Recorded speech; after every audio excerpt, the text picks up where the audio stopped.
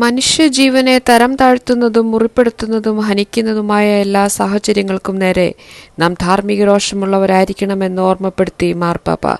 സുവിശേഷത്തിലെ പ്രവാചക ധീരത വാക്കുകളെക്കാൾ ഉപരി നാം നടത്തുന്ന തെരഞ്ഞെടുപ്പുകളിലൂടെ നമ്മിൽ മാംസം ധരിക്കണം. തിരസ്കരിക്കപ്പെടുകയും വധിക്കപ്പെടുകയും ചെയ്തുവെങ്കിലും യേശു തന്റെ ദൗത്യത്തോട് വിശ്വസ്തനായിരുന്നു.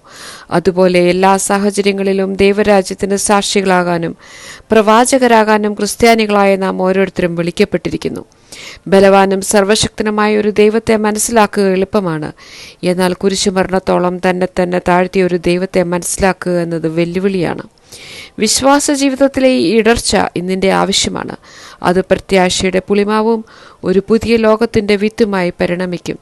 പിതാവായ ദൈവത്താൽ നാം എല്ലാവരും സ്നേഹിക്കപ്പെടുന്നതിനാൽ ഒരുമയോടെ പ്രവർത്തിക്കാനും സഹോദരീ സഹോദരന്മാരായി ജീവിക്കാനും ആഹ്വാനം ചെയ്ത് ഫ്രാൻസിസ് മാർപ്പാപ്പ തന്റെ കഴിഞ്ഞ ഞായറാഴ്ചത്തെ സന്ദേശം അവസാനിപ്പിച്ചു.